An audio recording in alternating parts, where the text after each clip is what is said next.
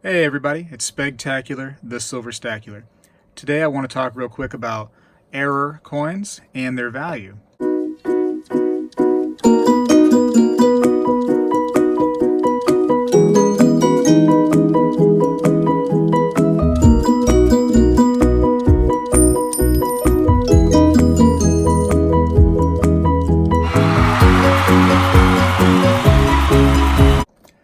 So what is an error coin? It's just a coin that has some sort of mistake that was not intended.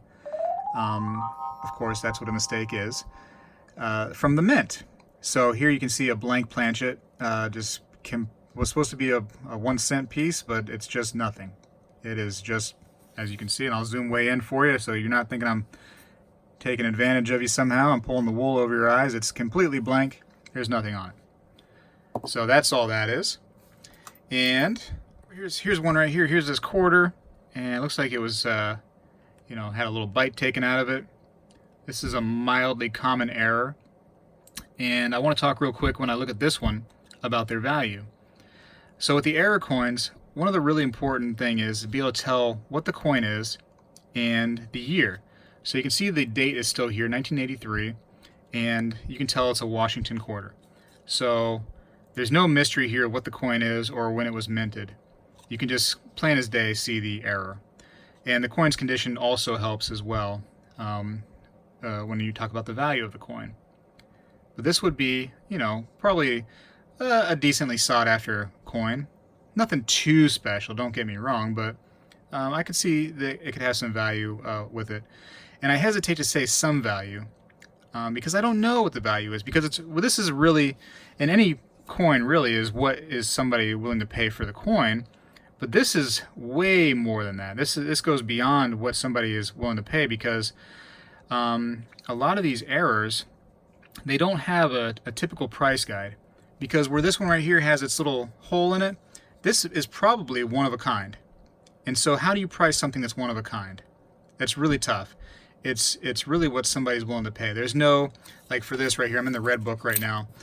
There's no looking through here and seeing, oh, this error right here with that little hole in the head, if it's good condition, it's worth this or that. No, isn't that magic? I opened up to the Washington quarters. It's kind of weird. Anyways, it's like I knew that was going to happen. But you can't really price it out because you don't know what it's worth. You haven't seen one like it. You can try to get on maybe like eBay and try to match it up to one similar, but most likely you have a little snowflake here that's totally unique, and it's going to be hard to price it out. It's going to be what somebody's willing to pay for it. So they're cool, don't get me wrong. They're neat to have, and I just want to show you some examples and try to give you an idea of how the pricing works on them. Here's a nice dime, so you can easily see the error in this one. Can you tell? 1975D. I'll give you a second if you want to look for the error. Can you see it yet? Tell me when. I know what you're thinking. I know what you're thinking. It's difficult, but now look here. Right? What happened to the back of the thing? Where did it go? And you want to say, well, maybe somebody just rubbed it down, but if you look really close, and I don't know how the zoom's going to work with the lighting right now, but you can see there's actually writing right there in the back. It didn't quite get a good strike on the back. It's terrible, actually. It's got this little like bump on the back. And again, how do you price something like that? Because you have a little snowflake right here that maybe the back has been missing off a dime or two in 1975, but does it all have the lettering where you can still see it here? Does it all have that? It's tough, but an obvious error. And somebody asked me, how does that stuff get through? Well, there's millions of dimes that go through, possibly billions of dimes that go through the mint. It's not hard to think that some would fall through the cracks if they had an error. And it's fun. Please don't try to get my error coins and find them all, because how cool is this stuff to collect when you got these kind of error coins? These little blank coins, although common. How cool. So, like I said, it's rough to put a price on these things because they're snowflakes. Your best bet, if you want to sell them, is get them up on like an eBay or go to some forums where people collect the error coins and try that. There's other, errors like some of the double dies. You've seen those. Sometimes the money, there's currency that has errors on it. 1957 uncirculated silver certificate. This particular bill has multiple errors. So it's printing errors, cutting errors, and it's a fold over error.